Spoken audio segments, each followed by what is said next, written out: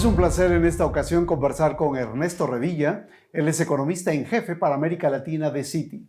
Ernesto es doctor en economía por la Universidad de Chicago. Un placer contar contigo en esta ocasión, Ernesto. Muchas gracias, Samuel. Encantado de estar aquí. La más reciente estimación de Citi es que la economía mexicana caerá 11.2% este año, mucho más pesimista que el estimado de una caída de 8% del gobierno, estimado en el paquete económico enviado al Congreso. ¿Qué factor o factores les llevaron a plantear un escenario tan pesimista para el año? Sí, Samuel, es increíble ver la contracción tan grande que va a tener la economía mexicana este año. No es exclusivo, por supuesto, a México que se contraiga la economía. Como ya sabemos, este choque tan brutal y de una naturaleza única que no habíamos visto antes, pues va a afectar a todas las economías del mundo y prácticamente todas tendrán crecimiento negativo. Ahora, México, como bien dices, tiene una contracción muy grande, histórica para la economía mexicana, de 11.2% en nuestra estimación, que se compara con las peores economías del mundo este año. Y la pregunta justamente, ¿por qué una caída tan grande? Y son varios factores que juegan al mismo tiempo. El primero es que la economía mexicana ya estaba débil antes de la pandemia. No olvidemos que la economía mexicana ya se estaba contrayendo en 2019, se contrajo 0.3%, y eso pues ya pone la base débil para que una vez que llega el choque, la caída es muy grande. Pero sobre todo el factor más importante que yo enfatizaría es que la política macroeconómica en México se mantiene muy restrictiva, tanto la fiscal como la monetaria, y podremos abundar, me imagino, en esta plática. La política fiscal, México es uno de los países que menos ha hecho en términos de estímulo contracíclico, y en la política monetaria, a pesar de que se ha bajado la tasa de interés desde el inicio de la pandemia, sigue siendo una de las tasas reales más altas en el mundo. Y esta combinación de política monetaria restrictiva hace que la caída sea muy grande, que por cierto, incluso países que hicieron estímulos fuertes van a tener caídas grandes, pero la principal diferencia es que la recuperación va a ser también muy débil, y eso es algo que nos debe preocupar. Recientemente acabamos de ver una pequeña mejora, digamos, en las estimaciones de los analistas sobre la caída para la economía en este año de 9.9 a 9.8. Es decir, estamos observando algunas correcciones positivas muy ligeras respecto de lo que se había pensado originalmente. ¿Será el caso de Citi o ustedes se mantienen en esta caída tan drástica del 11.2? Empieza a ser el caso que tenemos mejores noticias en el margen en el mundo, en América Latina y en México, y eso por supuesto es muy bienvenido. Entonces yo creo que sí, en este momento hay un sesgo ligero al alza en los pronósticos por primera vez en mucho tiempo. ¿Qué es lo que estamos viendo? Que por fin el virus ya está comenzando a pasar el pico en América Latina y en México. Esa es extraordinaria noticia porque sabemos que el virus le pegó de manera muy fuerte a América Latina.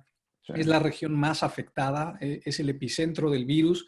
Nada más para compartir un par de datos contigo, Samuel. En América Latina todavía nos da 25% de las muertes, o más bien acumula el 25% de las muertes del virus, cuando apenas tiene el 8% de la población. Y México, como ya sabemos, ocupa desafortunadamente los primeros lugares en las estadísticas más malas, ¿no? Estamos en uno de los primeros 4 lugares de muertes totales, en las tasas de positividad más altas de las pruebas, en el número de exceso de muertes, uno de los más altos del mundo, etc. Entonces, la buena noticia es que el virus está pasando. Junto con eso está regresando la movilidad de las personas, y vemos que hay una correlación muy fuerte entre movilidad y actividad económica.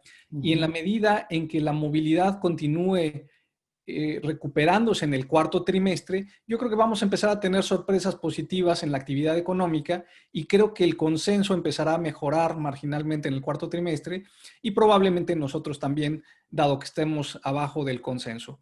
Lo que siempre digo es que ahora los pronósticos económicos tienen más incertidumbre que de costumbre. Lo puedes ver en la varianza de estimaciones. El rango de amplitud entre los más optimistas y los más pesimistas es grande, pero sí creo que en América Latina nos podemos ir acercando a un cuarto trimestre que puede ser un poquito mejor de lo esperado. Ojalá. Ok. Ahora, para el próximo año, el pronóstico que ustedes tienen es de 4.1%, un crecimiento de 4.1%. Hacienda es un poco más, digamos, optimista y marca 4.6%. En este sentido, ustedes están arriba del consenso de los analistas. ¿Qué es lo que los mueve a un pronóstico, pues, más optimista que el resto del mercado? Sí, es buena pregunta y es casi consecuencia de ser más pesimistas en el 2020. Es casi un hecho aritmético que tenemos una caída más fuerte en el 2020 y entonces simplemente lo que denominamos el arrastre estadístico, el rebote, comparado con una base más baja, se ve mejor. Ahora, para ponerlo en contexto, es una recuperación sumamente débil, ¿no? Con una caída de 11% en nuestra estimación, de poquito mejor del 10% en el consenso de los analistas. Crecer entre 4 y 5% el próximo año es muy insatisfactorio, es muy poco. Y ahí es donde viene una de las comparaciones interesantes. Los países que más hicieron estímulo contracíclico se van a recuperar más fuerte en el 2021 Okay. y muchos países en el mundo, incluidos Estados Unidos, China, países en América Latina como Perú, Chile, van a tener un crecimiento en el 2021 más grande de lo que fue su caída en el 2020, es decir, recuperando terreno. O déjame lo pongo de una manera todavía más dramática, Samuel. Si hacemos una pregunta de cuándo las economías regresan al nivel del PIB que tenían al final de 2019, México tardaría, en nuestra estimación, hasta el 2025. Es una de las recuperaciones más lentas que vemos en el mundo y justamente eso es lo que preocuparía porque con un crecimiento débil empiezan a surgir otra serie de problemas y de presiones macroeconómicas. Déjame ir hilvanando sobre esto último que acabas de mencionar, porque esto es muy importante y esto creo que nos debe ocupar el resto de la conversación respecto de la recuperación. Déjame ir por el lado de la manufactura de Estados Unidos, que hemos visto pues, que se ha recuperado en los últimos meses pues, de una manera importante. ¿Ves que la manufactura de Estados Unidos es vigorosa, tan vigorosa como para jalar a las exportaciones mexicanas? Quizá haciendo las exportaciones el único motor que está limitando o sosteniendo la caída de la economía mexicana. Sí, eso es muy buena noticia para la economía mexicana, que las manufacturas en Estados Unidos están recuperándose de manera sólida y en general en el mundo. Las recuperaciones que estamos viendo son muy desiguales entre sectores y de ahí viene esta famosa observación de muchos economistas de que la letra de la recuperación, que por cierto hemos tenido toda una discusión de la forma de la letra, ¿no? Si es V, U, W, etcétera, pero ahora le llaman que puede ser una recuperación en forma de K y eso porque hay algunos sectores que les va a ir muy bien y les está yendo muy bien y otros sectores que les está yendo muy mal. La manufactura va bien en el mundo, a diferencia de los servicios, particularmente los servicios que requieren contacto social, como el entretenimiento, los restaurantes o el turismo. Pero el hecho de que la manufactura en Estados Unidos vaya bien es importante porque siempre ha tenido una correlación fuerte con la economía mexicana. Y el sector exportador justamente puede ser el motor hacia el 2021 y hacia adelante. Y eso ha hecho que, por ejemplo, las balanzas comerciales en los países emergentes y en México se hayan mejorado considerablemente porque las exportaciones se mantienen bien, pero las importaciones se han desplomado.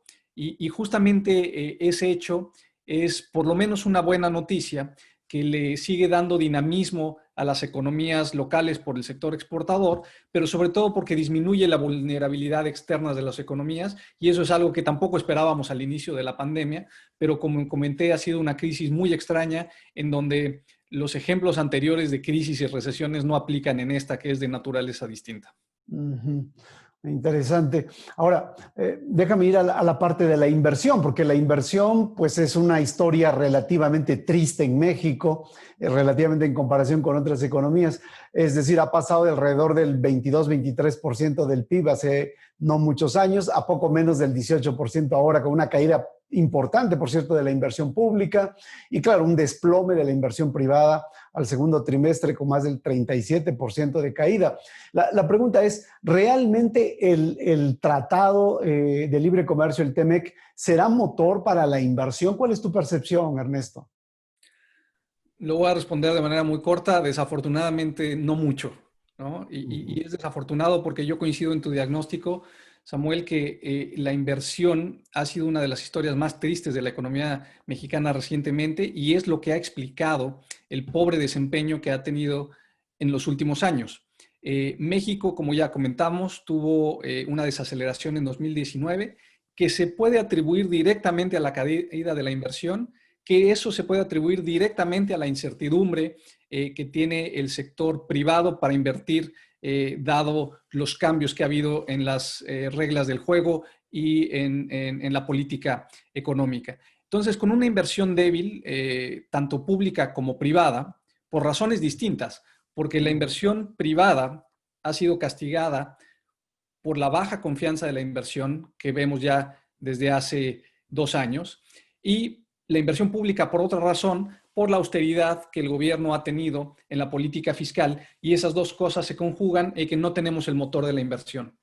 Ahora, si nos hacemos un paso para atrás y pensamos qué ingredientes necesita un país para crecer, tradicionalmente y en un libro de texto incluso, ¿no?, de economía, vemos que son tres factores importantes: el factor trabajo, el factor capital y la productividad de ambos. El trabajo este año ha tenido un golpe dramático justamente por la pandemia, con un incremento en el desempleo formal e informal muy grande. Entonces, ese motor se encuentra debilitado y va a estar debilitado por mucho tiempo. El capital, precisamente la inversión, es lo que comentamos. Tenemos niveles de inversión que ya se comparan con 1997. Nos fuimos muchos años atrás en el nivel de inversión que tiene la economía mexicana. Y la productividad es quizás lo que más ha afectado esta pandemia, en donde la producción ha caído de manera significativa, a pesar de que los insumos están ahí, pero no podemos trabajarlos, no se puede producir y por eso la productividad ahora es sumamente baja. En la medida que estos factores comiencen a recuperarse, esperemos que tenemos mayor dinamismo, pero sí yo me enfocaría también en la inversión como el motor clave para la economía mexicana, que es muy importante para que ésta funcione y que por el momento se mantiene castigado. ¿Y tu percepción sobre la inversión, digamos, para el próximo año, cuál es, Ernesto? Desafortunadamente que se mantendrá en niveles bajos y podemos ir viendo cada uno de los componentes de la inversión. La inversión pública, simplemente porque eso es lo que ya nos ha transmitido el gobierno, tanto de palabra como concretamente en el presupuesto 2021. Es un presupuesto austero, es un presupuesto que trata de dar la señal de que se va a mantener esta gran austeridad de las finanzas públicas, pero que desafortunadamente la consecuencia es que la inversión pública se seguirá manteniendo en niveles muy bajos y muy por abajo de lo que teníamos hace años, desde el 2005 en la economía mexicana con niveles de inversión más altos. Esos no se van a recuperar ahora en el corto plazo. Y por el lado de la inversión privada, lo que uno esperaría para pronosticar una trayectoria distinta es un catalizador que te dijera por qué va a entrar ahora inversión de manera más dinámica, de manera más sólida a México. Y no vemos ningún cambio, ningún catalizador en el ambiente de la inversión hacia México, que eso sería lo que sería importante ver para la inversión privada.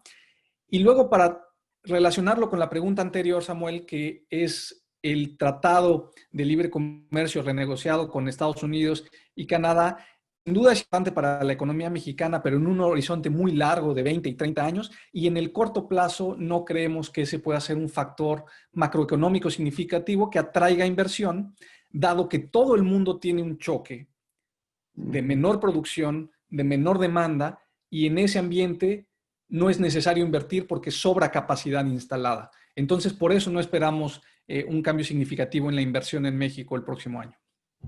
Ok, bueno, en este tema nos podríamos quedar en mucho tiempo, pero déjame pasar al otro gran factor que es el consumo, el gran factor de oferta, que es, digo, de demanda, que es el consumo, que está, digamos, despertando muy, muy lentamente en este ciclo de recuperación. probablemente por el deterioro del mercado laboral, por una apertura, una reapertura pues no completa de la economía, sobre todo por el lado del sector servicios. ¿Qué tanto pesará este factor del consumo en la recuperación, Ernesto? Ahí sí creemos que va a ser más importante, no solamente para la recuperación en 2021, sino que la economía mexicana, en nuestra estimación, en mi opinión, tiene una recomposición de la inversión hacia el consumo bajo la política de esta administración. ¿A qué me refiero? Que ya platicamos qué ha sucedido con la inversión pública y privada y no esperamos un cambio significativo ahí, entonces ese no va a ser un motor muy importante. Pero si vemos las características de política económica de esta administración, una muy importante es que hay una redistribución importante de recursos hacia sectores de menores ingresos, tanto a través de los incrementos en los salarios mínimos como a través de los programas sociales, y eso va a ser un soporte para el consumo hacia adelante. Si vemos los incrementos de los salarios en términos reales, están creciendo, esa es una extraordinaria noticia. Teníamos muchos años de salarios reales estancados y los salarios reales están creciendo y eso ya vemos que se está transmitiendo hacia el consumo. Mencioné los programas sociales que también hacer transferencias en efectivo tienden a tener una propensión marginal a consumir, como decimos los economistas importantes, se tiende a consumir esos recursos y no ahorrarse.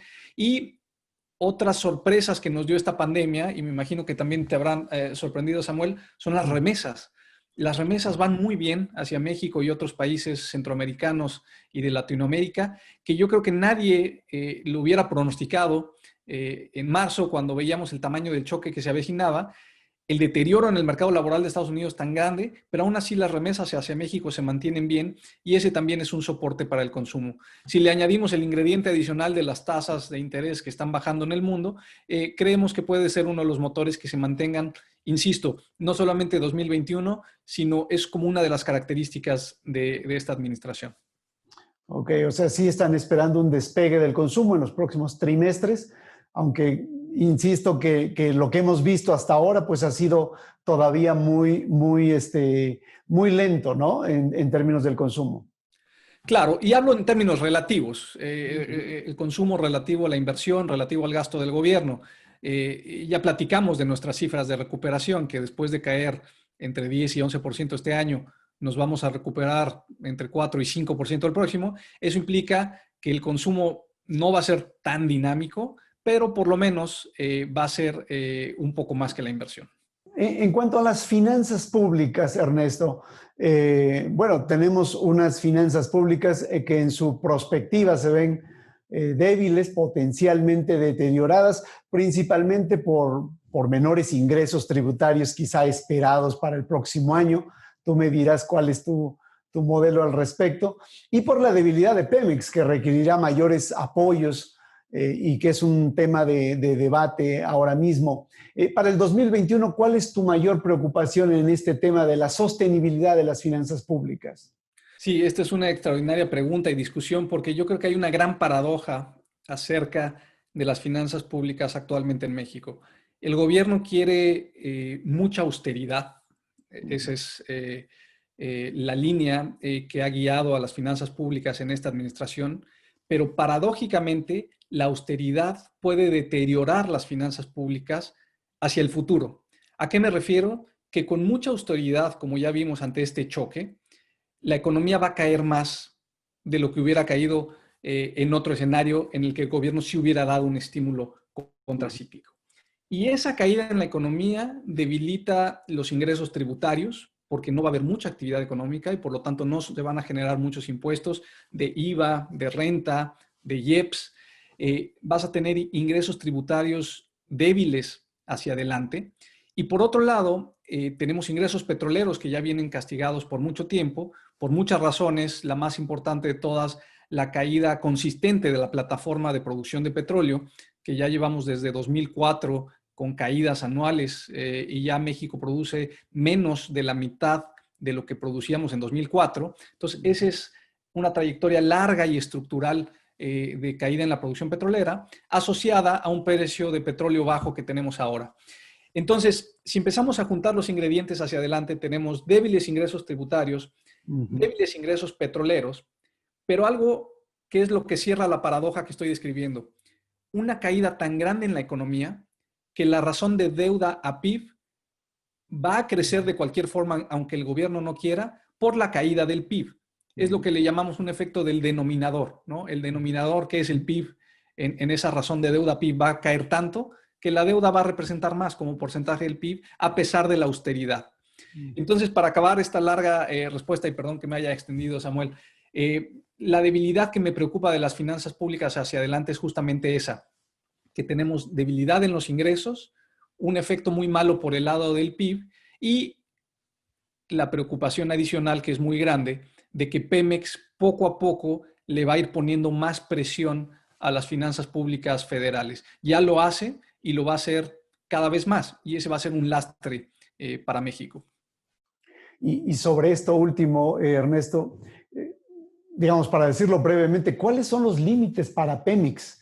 Eh, Porque lo hemos estado discutiendo mucho tiempo, pero ¿dónde están los bordes de esta sostenibilidad de las finanzas petroleras de la empresa estatal? No hay límite. Tenemos ejemplos en el mundo en donde compañías estatales se deterioran de tal forma que al final el gobierno acaba absorbiendo su deuda. Es el caso de la empresa sudafricana Eskom, que es una empresa pública, es la empresa eléctrica de Sudáfrica, y la trayectoria fue similar a Pemex. Empezaron a crecer sus spreads versus al soberano, perdía dinero, al gobierno le iba costando cada vez más. Y justamente ante la pregunta, Samuel, de cuál es el límite, ahí no hubo un límite hasta que el gobierno acaba garantizando toda la deuda y hay una simbiosis total entre las finanzas públicas del gobierno federal y las finanzas públicas de la empresa propiedad del Estado. Alguien te diría que el límite para Pemex es el mercado. Cuando el mercado ya no le quiera prestar, ese podría ser un límite, pero como acabo de explicar, usualmente no son límites absolutos, ¿no? Si Pemex en algún momento, dado los spreads tan altos que tiene, dado las pérdidas consistentes que tiene, no se pudiera financiar en el mercado, nosotros creemos que el gobierno, y particularmente dado la intención que tiene este gobierno con Pemex, no dejaría que Pemex quebrara, y entonces ese sería un costo para el gobierno federal que, insisto, sería cada vez más grande. Bueno, esto nos lleva inevitablemente a pensar en la necesidad imperiosa, y lo pongo yo en esos términos, de una reforma fiscal o como se le llame, pero digamos de cambios fiscales, estructurales, probablemente hacia la segunda mitad del sexenio. Eso es lo que tendríamos que pensar cuando vemos este panorama de las finanzas públicas, incluyendo a Pemex dentro. Pensando en una reforma fiscal, ¿cuáles son los elementos claves que debería contener una reforma de esta naturaleza como la que necesita México hacia 2021, 22 y en adelante? Sí, coincido completamente, es ineludible, o más bien la lógica nos lleva a la conclusión ineludible que se va a necesitar una reforma fiscal, quizá tan pronto como el próximo año en México. Y aquí hago un paréntesis, no solamente en México, sino en gran parte de los países del mundo. Uno de los legados de esta pandemia, de los legados económicos, es que va a haber un incremento significativo de deuda pública en países avanzados y en países emergentes. Entonces vamos a estar hablando de reformas fiscales, me parece, durante los siguientes años en muchos países. Y México no es la excepción.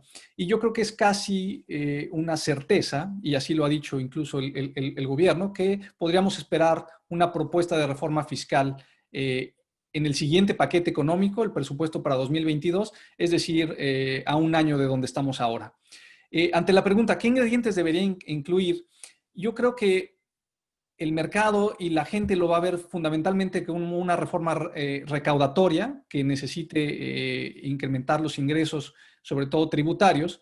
Pero la pregunta fue, ¿qué debería incluir? Y entonces voy a hablar un poco de lo que idealmente debería incluir. Y desde mi punto de vista sería no solamente la parte recaudatoria, que podría haber mucho espacio y mucha oportunidad para hacer un sistema tributario más simple, más eficiente y más amigable con la inversión. Yo creo que hay muchas oportunidades para hacerlo así. Yo creo que también es casi una certeza que va a haber temas de una reforma tributaria progresiva, es Ujú. decir, que trate de incrementar la progresividad del sistema para que paguen más los que más tienen, lo cual es enteramente razonable, particularmente en un país con las desigualdades como México. Entonces, eso lo podemos esperar, pero yo creo que idealmente debería incluir también una reforma de gasto, porque la austeridad inteligente no es solamente reducir el gasto, sino reasignarlo a donde es más productivo, y creo que en México ha faltado mucho ese tipo de reforma por el lado del gasto, además de que ya estamos viendo tensiones muy grandes por el lado del federalismo fiscal, donde un grupo grande de gobernadores salieron de la CONAGO, donde hay mucha discusión acerca de la necesidad de modernizar las transferencias fiscales y las relaciones fiscales entre federación y gobiernos subnacionales. Y entonces, idealmente, todo el paquete hacendario debería incluir todos esos factores. Creo que nos vamos a concentrar más en la parte recaudatoria hacia adelante y en qué tan progresiva va a ser, qué tipos de impuestos va a tratar de incluir el gobierno para incrementar la recaudación, pero ojalá no nos olvidemos de esos otros elementos. O sea, ¿ves inevitable los incrementos de impuestos o la creación de nuevos impuestos en este paquete para el 2022? Es muy difícil pensar cómo pueden tener sostenibilidad las finanzas públicas hacia el futuro sin una reforma recaudatoria. Y eso significa casi necesariamente crear nuevos impuestos o incrementar tasas en los impuestos existentes o eliminar algunas deducciones. Y creo que hay oportunidad de hacerlo cuando uno hace el diagnóstico de los ingresos tributarios en México. Un impuesto que es notablemente poco recaudado en México es el impuesto a la propiedad, el predial. Y México podría llevarlo al promedio de América Latina o tratar de incrementarlo significativamente de su lugar actual, en lo que muchos economistas coincidirían, creo, que es un impuesto progresivo, es un impuesto eficiente y que es algo que ahora no está cumpliendo mucho su papel dentro de las finanzas públicas. Entonces sí, yo creo que es inevitable pensar en incrementos en ingresos. Lo difícil va a ser pensar de dónde van a venir. Bueno, políticamente esto será muy complicado por pues por las promesas electorales que ha hecho el presidente López Obrador de no incrementar impuestos. No sé qué tanto lo pueda sostener después de todo esto que hemos conversado, pero parece ser que no hay muchas alternativas hacia los próximos años. Claro, ahora quizá me equivoco yo, y seguramente es el caso, pero me parece que la comunicación, al menos como ya la he entendido del gobierno, es que no habrá impuestos nuevos ni incrementos en los existentes en los primeros 3 años del gobierno, o quizás lo malentendí, pero creo que muchas de las propuestas que se le han planteado al gobierno se han ido posponiendo para considerarse en la segunda mitad del sexenio. Si pensamos que el paquete económico, el presupuesto 2022, se presenta en septiembre del próximo año, creo que ya sería tiempo, y creo que el propio secretario de Hacienda ha comentado y otros funcionarios que ahí es donde se podría presentar una reforma, y una reforma al final pues significará eso. Es difícil pensar cómo se podría recaudar sin justamente lo que ya comentamos, pensar en las tasas y pensar en la creación de algún nuevo gravamen. De acuerdo. Ahora, esto va aparejado con la calificación de la deuda soberana mexicana y hemos hablado mucho en los últimos meses acerca de el famoso grado de inversión en esta calificación. ¿Cuál es tu perspectiva respecto a lo que tendrían que hacer las calificadoras respecto de la calificación mexicana con un escenario fiscal de esta naturaleza? Entiendo bien, Ernesto, que el mundo está en una circunstancia así. Este es el telón de fondo que tiene México y esto quizá es favorable políticamente para el gobierno mexicano y también probablemente para la propia calificación mexicana, pero dame tu opinión al respecto. Claro, es una de las preguntas yo creo más relevantes, y es una de las preguntas que más recibo actualmente platicando con inversionistas, con empresas dentro de México, fuera de México. ¿Qué va a pasar con el grado de inversión en México? Y es difícil de responder porque hay factores encontrados. Por un lado, como bien dice Samuel, es cierto, todos los países han incrementado sus deudas. Las calificadoras van a tomar algo de tiempo, me parece, para ver cuáles son los programas de mediano plazo de los países, y entonces por ahora le dan el beneficio de las dudas a los países que pudieron incrementar sus deudas, y vamos a ver cuáles son los planes de mediano plazo. Ahora, para México pasan una serie de factores al mismo tiempo que justamente hacen difícil esta pregunta por lo que yo comentaba. Por un lado, sí tenemos todo este deterioro que hemos venido platicando de los ingresos tributarios y petroleros, que nos harían pensar que el grado de inversión de México está en duda, ¿no? Que las finanzas públicas se han deteriorado respecto al pasado, y entonces hay muchos que piensan que México podría perder el grado de inversión en el horizonte de 1 o 2 años. Pero por el otro lado, hay factores que le ayudan a México, que es esa reforma que acabamos de platicar. Se puede presentar dentro de un año. Yo creo que difícilmente las calificadoras van a actuar antes de eso, porque van a esperar a ver cuáles son los detalles de esa reforma.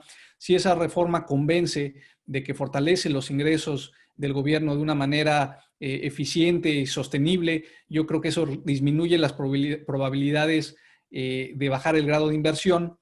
Por otro lado, México tiene todavía algunos márgenes de maniobra en las finanzas públicas que le dan aire.